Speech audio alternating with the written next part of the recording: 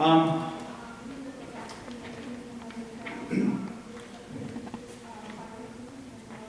part of the passion, and Mark alluded to it in the workshop before, part of the passion, I think, that helps us not only fight for other people's marriages, but fight for our own, is if you've gone through a season of brokenness where God has made it abundantly clear just how messed up a Christian marriage can be, and especially if you're in pastoral ministry. When Melody says that out of the 41 years we've been married, it's the 30 happiest years, I keep advocating for 35, but she keeps it pegged at about 30. It's really because we went through a time where we knew what it was like to come home, and as she's home listening to the garage door going, oh crap, he's home. And I'm in church looking at my watch going, just at a great youth ministry outreach, and people are giving you the high fives, and you're going, there's got to be something else I got to do at church. I don't have to go home yet, do I? We know that sick feeling in the pit of your stomach where you know that you are supposed to love this person, but you're not even sure you really like them. And we were at a place where this happened earlier in our marriage, but it happened with about 7 or 8, 9 years. And what started out with stars in our eyes and such high hopes for ministry and a life together just started to slowly go back. And except for God's grace, except for wise counselors, I spent the first year in marital therapy praying that we'd get my life fixed so that I could go back to work. But without godly counsel and without His grace, I don't think we'd be married today. I think we would have pulled the ripcord. And so part of what we'd like to do today is just two objectives for our time together. One, to try to explore one common framework. There are many frameworks for understanding how good marriages go bad. But understanding one common framework called the walkaway wife syndrome. And then try to explain a new approach, or a newer approach. And actually, the more I travel and bump into men and women who are actually doing really good, innovative things, most of the new approaches aren't very new. God's actually just raising up and birthing in other people a passion to say, we want to change this. God, show us how to do it. And so men and women are collaborating. One of the things that I'm just really excited about is what's called the San Antonio Marriage Initiative. And I've been developing a relationship with them. I'll be in San Antonio later this month, just actually to spend a whole day learning from them. They have networked the major church denominations, Protestant, Roman Catholic, any of the secular organizations that support faith-based work. What they've done is they've said, in San Antonio, let's gather everyone that cares about marriage. And let's advertise and promote one another's healthy initiatives for strengthening and saving marriages in San Antonio. So every month, a blast of email goes out advertising. The Catholic Church over here has a wonderful divorce care program. Go support that. Don't try to reproduce what everyone else is doing. I asked a friend of mine, I said, do you know of anything like that in the Twin Cities? And couldn't come up with anything, but God, I think, is raising up new approaches in people. And the one that I just want to share with you is one I just had the privilege and the opportunity to help develop. Now, when you're talking about how good marriages go bad, some marriages don't start out very well. But imagine if marriage didn't exist, and you're a guy and you ask a woman to get married. Imagine what that conversation would be like. You'd be like, hey, so, we've been hanging out together all the time, spending a lot of time together and everything. Yeah, I know. I want to keep doing that till you're dead.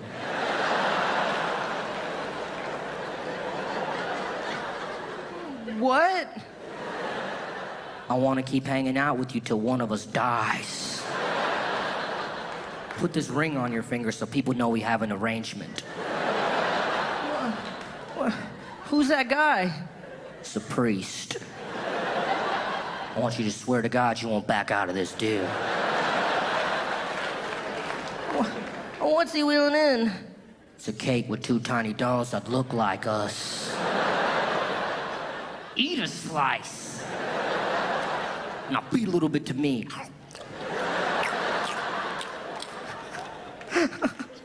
This is really strange. Why are we doing this? Tax purposes.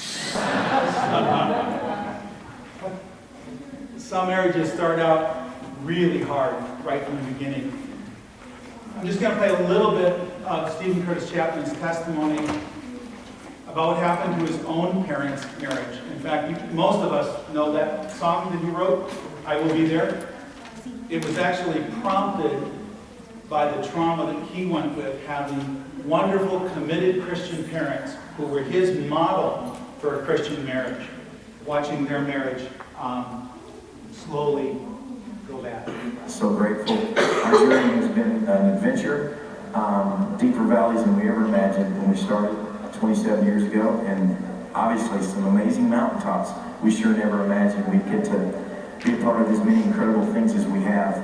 But about 20 years ago, I guess now, it's hard to believe it was that long ago, but my mom and dad, who had been married almost 28 years, and had been such an example for me and my wife of how to really do a godly marriage, they got divorced. And it was a real devastating thing for me, and I know many of you in this audience have experienced that, maybe yourself or parents or friends, and you know how devastating it can be. And it was like an earthquake in many ways, because so much of my faith, so much of my marriage was really rooted in their relationship.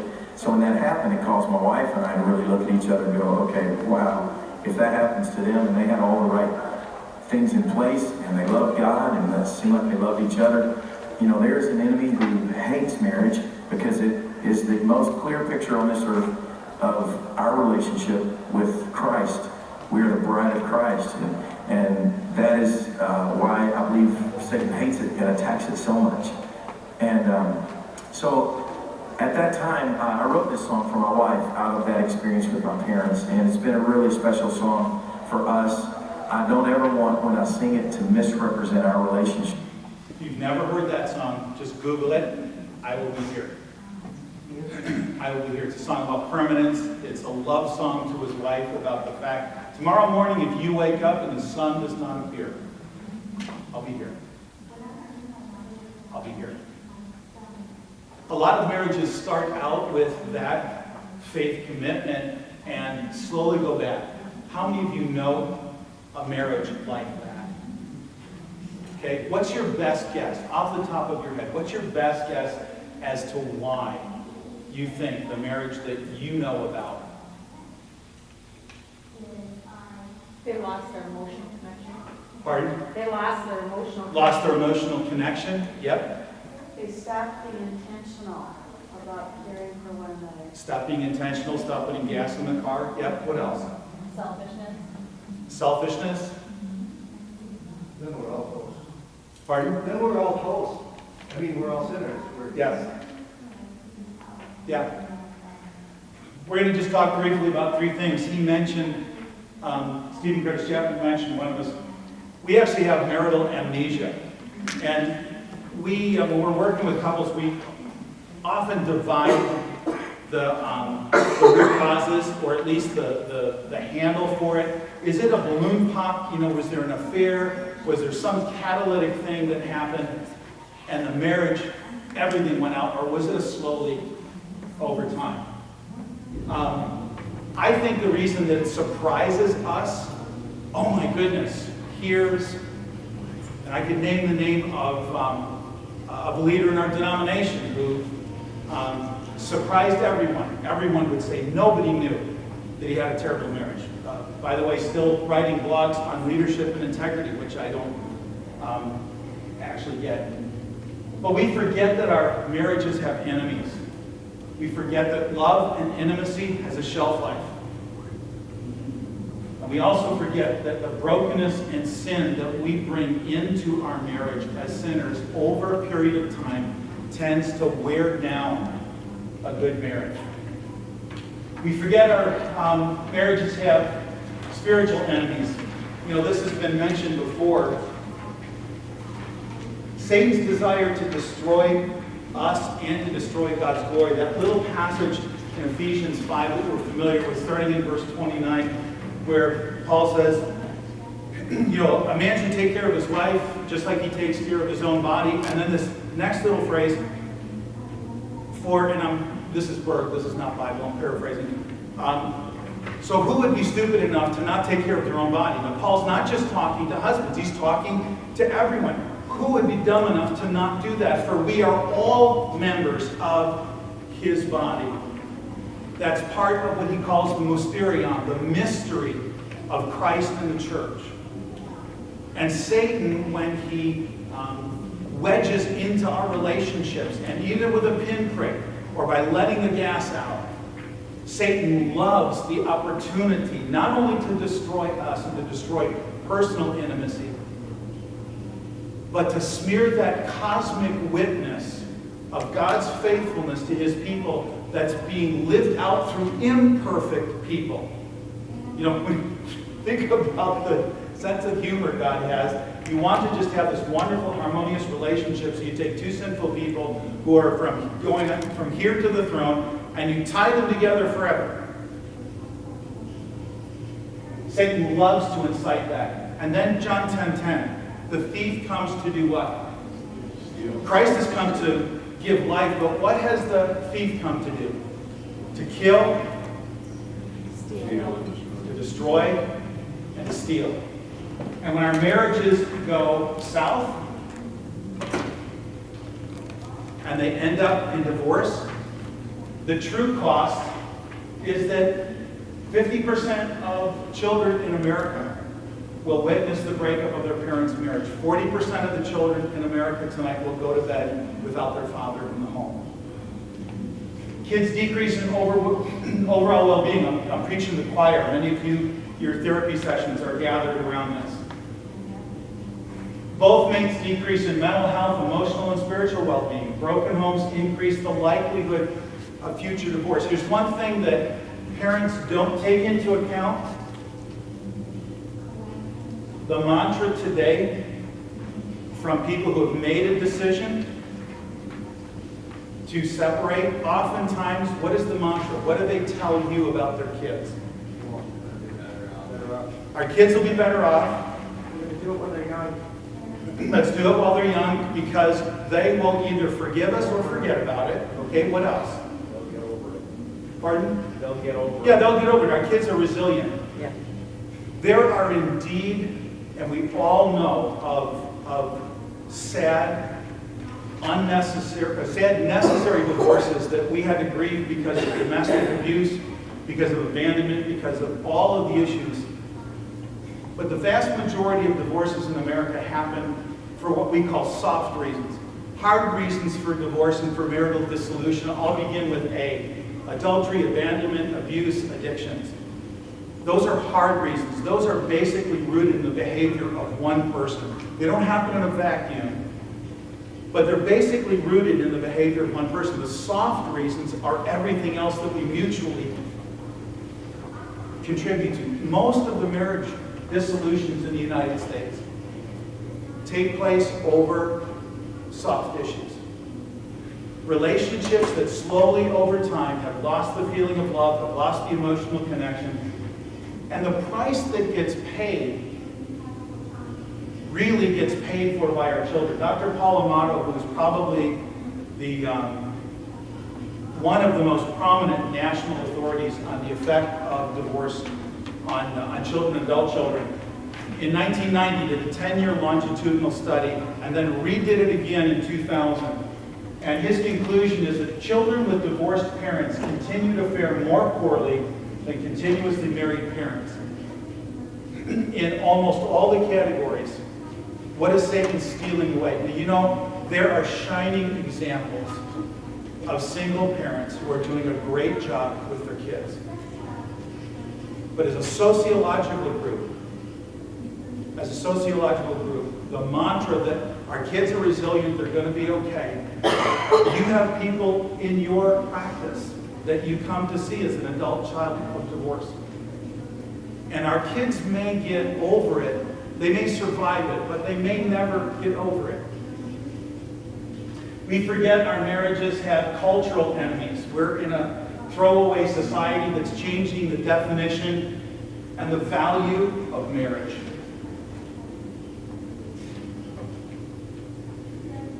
Now sociologists are starting to use phrases like starter marriage that they borrowed from the real estate industry. How many of you remember what a starter house is?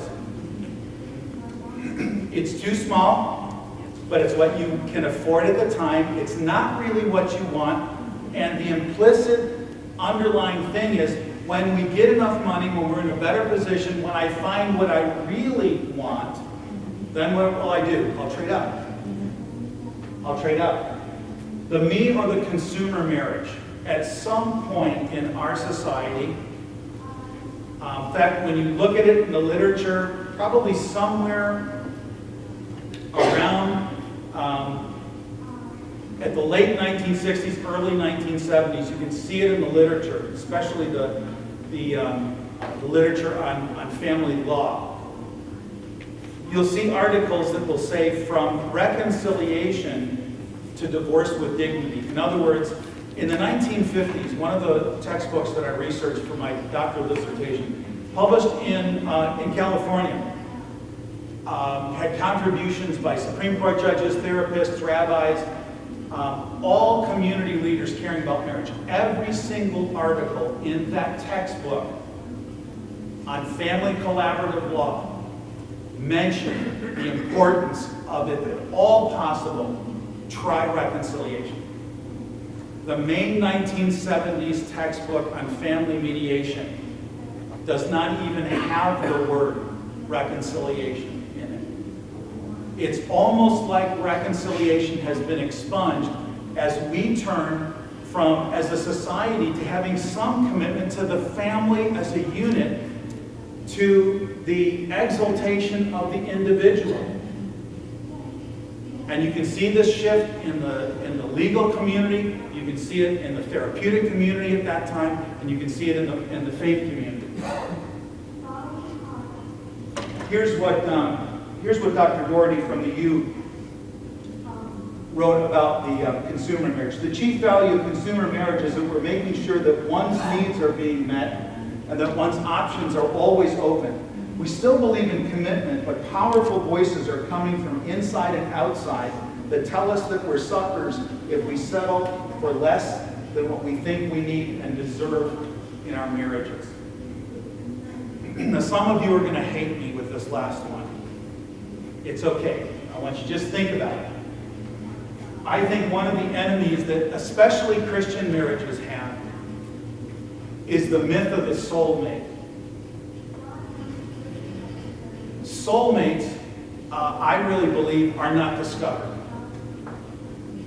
Soulmates are developed over a lifetime of love and faithfulness and commitment. Why do I say that?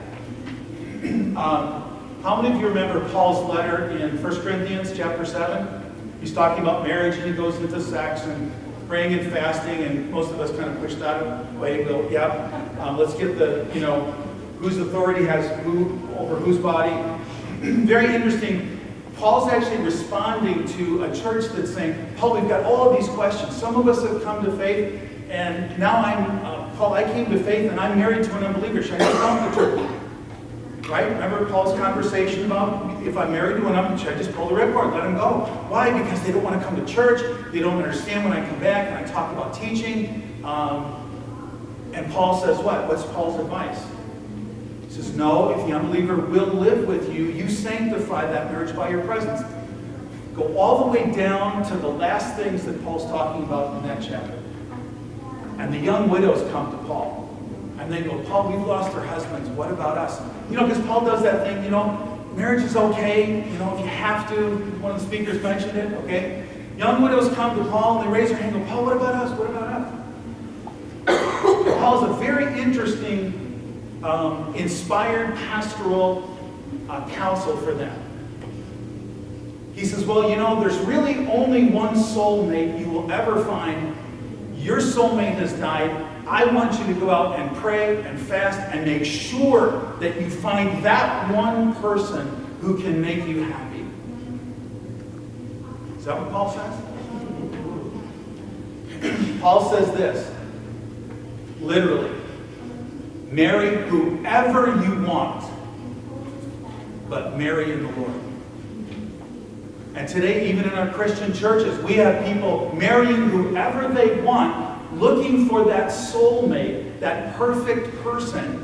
I'm not saying compatibility isn't important, but they're not marrying in the Lord. They're marrying someone that does not have the whole perspective of the fact that Melody, my wife of 41 years, her primary identity is not rooted in the fact that she's married to me. Her primary identity is rooted in the fact that she is a daughter of the King of Kings. She was beloved in Him, chosen by Him before the creation of the world. And so when I talk to her, and when I act with her, when I live with her, that filter needs to be in front of me, that this person I am living with, that I've chosen to do this journey with, is eternally loved by God, and her primary identity is not her marital status. But think about the advertising. No, Neil Clark Warren's a good guy. I think he, taught at Denver or something. But listen to the advertisement, okay? We have helped, you can almost say it with me, we have helped more Christian couples find their what? Their perfect soulmate. I know what they mean. Compatibility is important. But this feeds into the cultural narrative of the consumer marriage. Why? Because if I find myself after a slow leak sort of unhappy, I don't look and say, I should have been putting more into the marriage. I come to the conclusion, I was looking for a 9.5 and I married a 7 or I married a 6. So, and the noble version of this, no harm, no foul. I can't tell you how many times I come across couples where one of them actually is very noble. This is, I knew you were not a believer. I knew you weren't on the same page, and I was disobedient to the Lord, and now to be able to get back into the will of God, I need to divorce you. I need to find someone who is my soulmate spiritually. You ever heard that? No. God would want me to be fill in the blank. Happy. In Tim Keller's book, The Meaning of Marriage, he quotes a sociologist, and I love this quote. He said, we always married the wrong person. We always married the wrong person. Why? Because in the biblical view of marriage and what marriage is about and the meaning of marriage, and this is something that we forget, the culture has taught the church to disbelieve the spiritual narrative about what marriage is for. God is saying to me, and I had to learn this the hard way, because most of when I got married, I'm youth pastor, on fire for God, go boy for Jesus, and I didn't understand, Mel's not really that excited about church ministry, but she's going along. Later to find out she grew up in a home where siblings had been abused by their pastor. Mel had witnessed that. I was clueless. I mean, can you imagine some aversion to not only just going to church, but now being on the leadership team of church? And come on, you need to go. You need to be there. You need to be seen. And I'm thinking, how am I going to keep my job if my wife doesn't like coming to church? I began to think, Mel is just not a perfect soulmate, so now I pray for her healing. And she falls into an extremely deep depression, spent 6 weeks in a day hospital at Minirth-Meyer Clinic in Chicago. You know what the message was that God spoke to me through that brokenness? Stop praying to fix your wife to become a perfect soulmate. She is already perfect to me, and if I choose to use her emotional suffering as an opportunity for you to become Christ-like in your response, what is that to you? She is my Ephesians 2:10 poem. She is my workmanship, and you don't get to weigh in on the final product. You made a commitment and a covenant for better, for worse, and now I'm going to use even her emotional suffering to help you become more like me. Boy, that flipped the paradigm of the soulmate on its head for me. Why? Because Melody wasn't there primarily for my happiness. It also frames up the hard times in marriage. The ones that are not, and when I say this, please understand, in my mind, I'm saying not the ones where there is physical abuse, not the ones where there are dangerous relationships, the extremely destructive. But I think this cultural narrative of we need to find a perfect soulmate, and if our spouse at any point in time isn't that, we just need to pull the ripcord and move on and be nice about it. That's where we got the whole movement for mediation. Now, sometimes mediation is a really good thing. People have decided to divorce. I would much rather have people go through mediation than go through litigation. You know the 3 stages, right? Reconciliation means we ask God for a miracle. Mediation means we've decided to agree to get a divorce. We're just not going to kill each other. We're going to be nice on the way out. Litigation means I'm going to hire someone to pay an attorney a lot of money to make you look like an idiot, so I get more of the assets and I get more of the custodial things, or I at least get the arrangement that I want.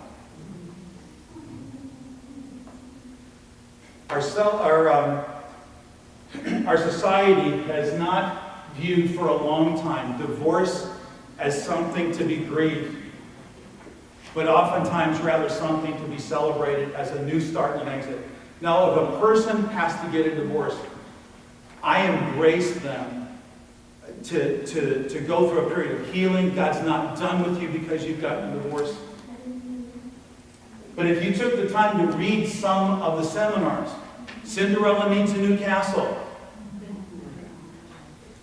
We have cultural enemies. We also forget that love and intimacy has a shelf life. What do I mean by that? I mean that marital friendship, when we neglect things like care and nurture and affection, and when selflessness turns to selfishness over a period of time, the air starts to go out of the balloon. And I'm using the word love there, not in the biblical sense of love is not a feeling, it is an action consistently directed toward the good of another person. I mean the sensation of closeness and intimacy and love. It has a shelf life. You've got to put gas in the tank. Somebody mentioned being intentional. We also forget that the brokenness and sin that we bring into marriage, that we don't deal with, that we don't get help sorting through, that wears a good marriage down over a period of time.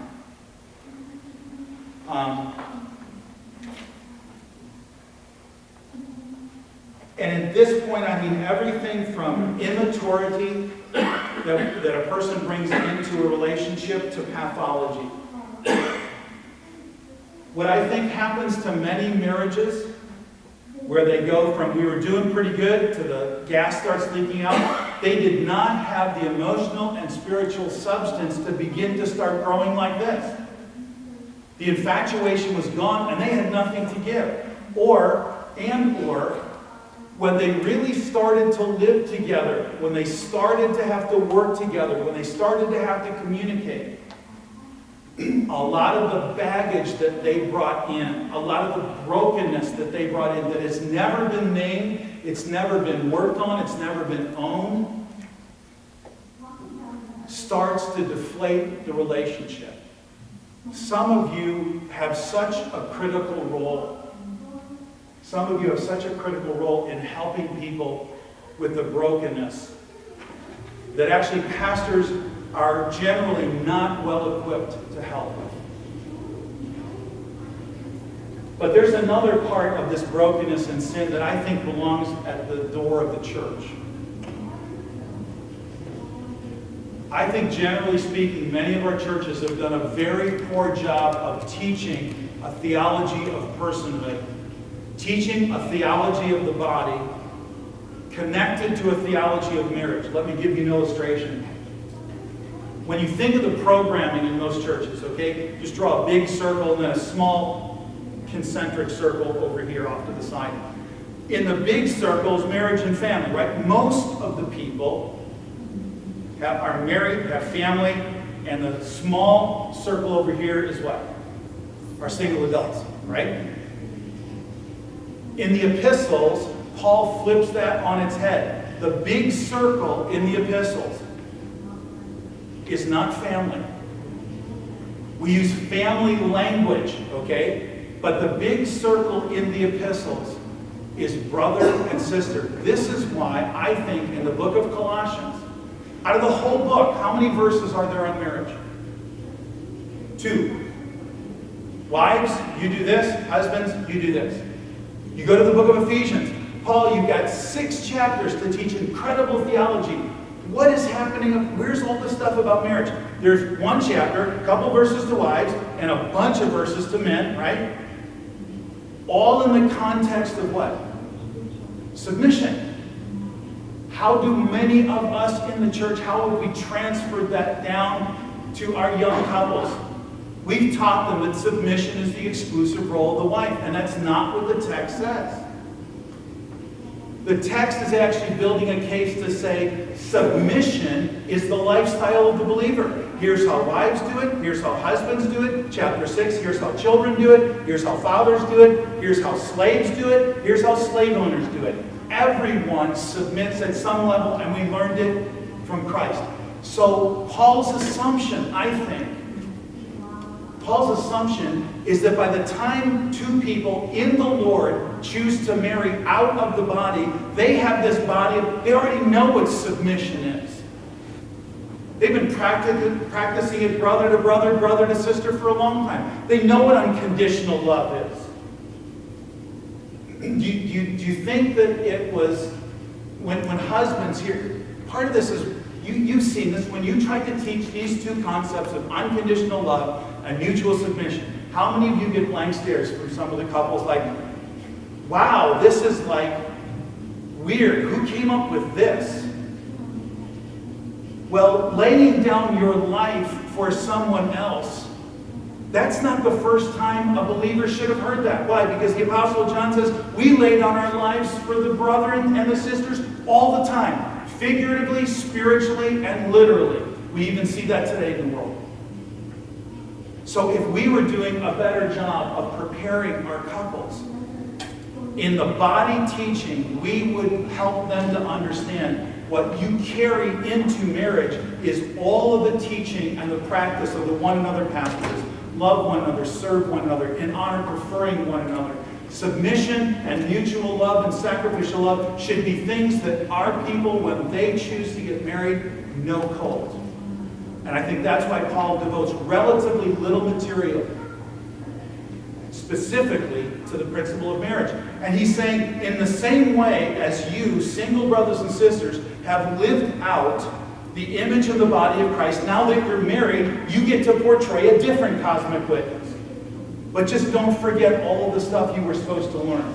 And I think a lot of our Christian couples don't have enough gas in the tank. Not only because of their own brokenness, but I think also because they don't understand how their sin nature interacts.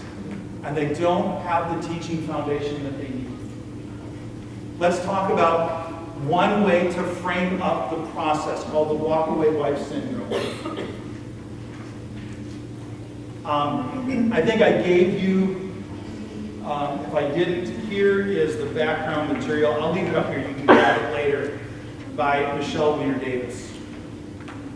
If you Google the walk-away wife syndrome, you'll find it in a number of different A number of different people have different names for it. 60 years ago, 60, 70 years ago, almost all the divorces, large percentage of the divorces were initiated by men. Next year, 1 million couples are anticipated to file for divorce. Between 2/3 to 3/4 of them will be women between the ages of 28 to 38. Now, when you just think about that, on the surface, yeah, it's a statistic. Just let your mind sink in. What is oftentimes going on in the life of our young adult women during the ages of 28 to 38? Starting the home. Here's phase one. I call it post-honeymoon. The wife is the marriage monitor. That means that she knows intuitively what the relationship needs. She knows that the relationship needs emotion, intimacy, but the marriage, after a time in phase one, starts to seem bipolar. A lot of highs and a lot of lows. It's a mix of dreams, devotions, desire, and disappointment as the armor on the knight is starting to tarnish. And so the wife starts to make suggestions. Let's go to church. Let's watch reruns of Dr. Phil together. Let's read a book. Let's go to counseling. And the husband's going, yeah. And nothing gets done.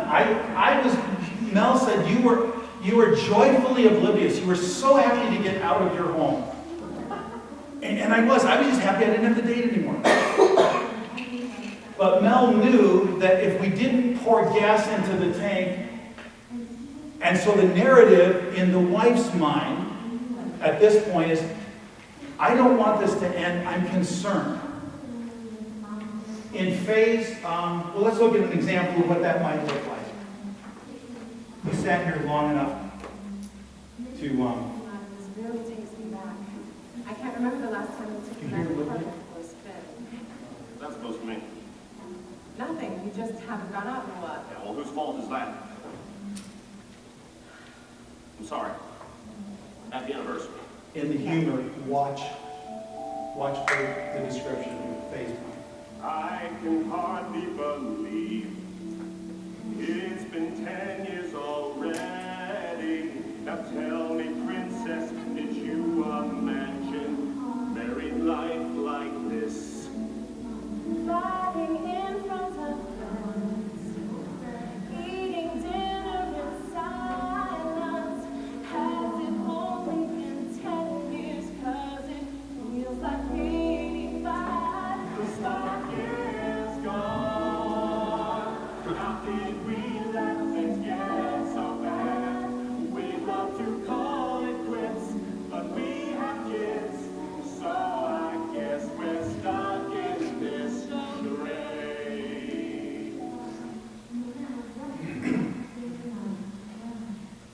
Did you hear anything?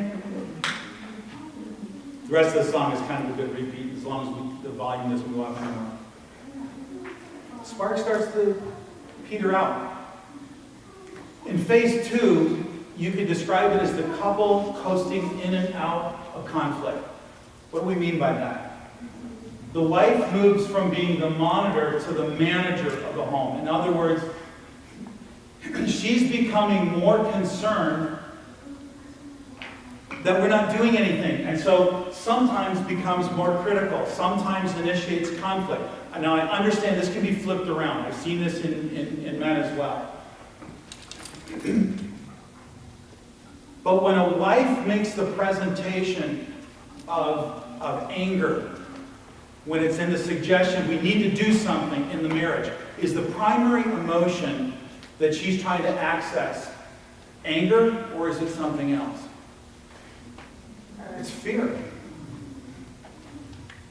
Anger just happens to be one of the easiest human emotions to access and to cover things in. She's afraid if the relationship doesn't change, it's not going in a good direction. Desires become expectations and then demands. You've probably seen it. If you haven't, Andy Stanley's got a great video called, I think it's iMarriage. But he does this explanation of how in a marriage that's going flat, how you come into marriage with desires. Oh, I'd love to have this happen. When desires aren't met, they become what? Expectations. Why aren't you doing what a husband's supposed to do? When expectations don't get met, they become demands. And when demands don't get met, they become ultimatums. There's a lot more disillusionment because the wife is now beginning to suspect, I either have to adjust to a marriage that is really not fulfilling. And not in the selfish sense, that it's all about me, in the sense that this is not a great example for our kids. We don't have the harmony that we really need. There's less us and more fuss.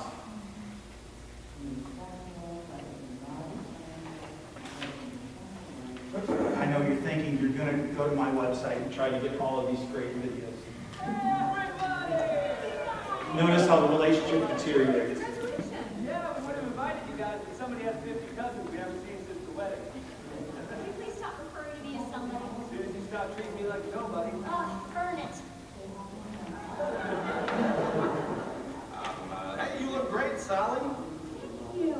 It's so nice to hear that. What a simple thing to say to somebody to make them feel good. It's amazing the reaction you get when you're not wearing sweatpants. Well, tonight's a special occasion. Special occasion is Sally Talk for Open Bar. Hey guys! Oh my goodness, Claire Rubino? Oh my god, everybody looks so pretty. Is that Dan Needler? Yeah. Oh, Sally, don't tell me you landed that catch. Well, I didn't land him so much as he beached himself on my couch. Your couch. What did you pay for your couch with? Did you get the Watching Oprah job? Dan and I dated for about 5 minutes in college. 5 minutes. It was a month and 2 days. Huh, you remember that? I have a good memory. When's our anniversary? This spring? I thought you two dated all through college. No, it was that time we broke up. Oh, the time you broke up over the Scrabble game? No. Oh, what, the fight you had over daylight savings time? No. Wasn't the time you threw her a surprise birthday party, but she was so surprised she peed her pants, and then you laughed and she claimed you'd done it all on purpose, so she tipped over the drink table and the party was canceled? Yes, that was Oh, college, such memories. it. Such good memories. So are you still doing your painting, Dad? No, Sally didn't really support that. Yeah, Sally didn't want to live on the side of the highway. I loved painting. Then paint the bathroom! So Claire, what do you do? Oh, I'm a marriage counselor. Oh, really? Oh, wow. Hey, you should catch up, the three of you. In phase 2, the conflict from a marriage that is slowly going down spills over into public. Isn't it interesting? And the reason I like humor, even Saturday Night Live stuff, there's some really great writers that put satirical analysis of our culture into humor. Isn't it sad that the memory that their friends had of that couple, they had a Rolodex of the fights that they had in public. And so now the narrative in the wife's mind is it's going from, I'm concerned about our marriage. I love it. I don't want it. I want it to get better. Phase 1, phase 2. I don't like living this way. I do not like living this way. And you'll notice some of these descriptions from John Gottman's work. Escalation, invalidation, negative spin, the characteristics of the withdrawal. The one thing from Gottman's Four Horses of the Apocalypse, he doesn't list it as the worst. But I think it's one of the worst. And it's when a spouse begins, you heard it here satirically, when a spouse begins to develop disdain. Someone has said you cannot love someone that you think less of. And one of the telltale signs that a marriage is headed downward in phase 2 is that you begin publicly or privately to hear and see actions of disdain. You do not matter. One of the ways that this happens in poor communication patterns, you not only have some people that withdraw from the conversation, just won't talk, but the leaving, slamming the door. Basically, I hate being in the same room with you so much, and since you won't leave, I'm going to leave. And the slam of the door is this mark of disdain toward the person you left sitting in there. And so the wife is beginning to wonder, will this ever change? In phase 3, the wife begins to finger and grab a little bit more tightly the ripcord. The wife becomes the marriage mover. What do I mean by that? In phase 2, the marriage is in limbo. The guy can put up with, the conflict. Well, we don't fight all the time. But the wife's action is going to move the marriage in a particular direction. She begins to think that she needs to take control of her future. And notice that in phase 3, it's not our future. One of the things that you'll hear, a telltale sign as you're working with couples, they start to use this phrase. They don't talk about our marriage, they talk about my marriage. I'm not happy in my marriage. Not we have problems of communication in our marriage. She begins to fantasize and agonize about life without her husband. Whether it's in actuality, in an affair, or whether it's just up here, disillusionment turns to determined ultimatum, and often contacts an attorney and solidifies her allies, or what I call cheerleaders. Bless her heart, and I'm a grandparent. I've got 5, so I know that parenting my daughters at 32 and 36, it's parenting on demand, and I got to keep my mouth shut most of the time.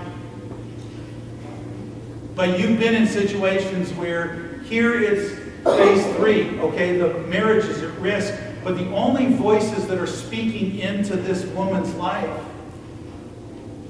are her cheerleaders, her sympathizers. Develops a hopeless narrative. You know what? I guess when I think about it, we've, never been happy. And the rewriting of the marital narrative in the mind is one of the steps out of the relationship, because that narrative has to be believed in order to give her permission to pull the ripcord. So welcome to what we call the mixed agenda couple. In phase 3, phase 1, I love being married, but we've got to do something to keep it going. Phase 2, I don't like living this way. Phase 3, I will not live this way. I will leave when? And now there's a blank. When I get a better job, when the kids grow up. And here's an interesting dynamic. In phase 3, conflict does what? It actually decreases. Why? The wife is either given up in the marriage, or now she has a level of peace because she has an escape plan. She no longer feels trapped. And the husband is, say it with me, more clueless than he was in the beginning. Why? Things are getting better. And if the wife is particularly ticked off, she'll serve divorce papers at work, because that's where he's on his A game. I don't know if this happened to you. I have a number of guys, and the wife had the divorce papers served at work, and he is absolutely shocked. I thought we were doing better. And now what happens? The husband starts pedaling his bike. What do you want? I'll do anything. She's been asking me to go to counseling for years. Okay? I'll go to counseling, and her response is oftentimes very calm. Honey, I think counseling is a real good thing. I've been going to counseling. It's really helped me. Well, I'll go. Sweetheart, you can go to counseling. I would encourage you, but you're not going to my counselor. This is not about marital therapy. Well, do you want me to go to church?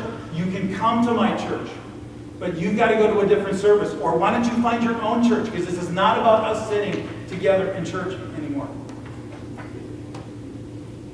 And oftentimes, as Michelle Weiner Davis points out, the really tragic thing in phase 3 is that oftentimes husbands now are shocked into and broken and willing to do anything, and actually with help would make some substantive changes. But oftentimes in the mixed agenda, the leading out spouse is going, there isn't any hope. The leading in spouse feels helpless. I can't stop her to leave. The wife feels hopeless. It'll never change. So here are some challenges for you working with couples that are mixed agenda. How do you slow down the pace on the divorce highway? Right now today in Hennepin County, it's 90 days from filing to finality with no off-ramps. I've talked to a family law attorney that said in Hennepin County with uncontested assets and no children, I closed a divorce proceeding in 45 days. Hennepin County has done a great job of streamlining the push toward mediation, and it makes perfect sense, okay? It makes perfect sense if the assumption that they did it on was true, that once you file or once you talk about divorce, it's all over. So let's not prolong the inevitable, okay? Slow down divorce so that they may have an opportunity to think, is this our only option? The wife who's leaning out, and we said it could be flipped, but the person leaning out thinks they've got two options. Stay the same or leave. And part of an intervention, part of a divorce intervention, is to, in an impartial and in a loving way, introduce a third option. And the third option is with the best help available to make a commitment for a limited period of time to work to see if there's help and hope available. In other words, push the pause button on divorce proceedings. And attorneys will tell you not to do this.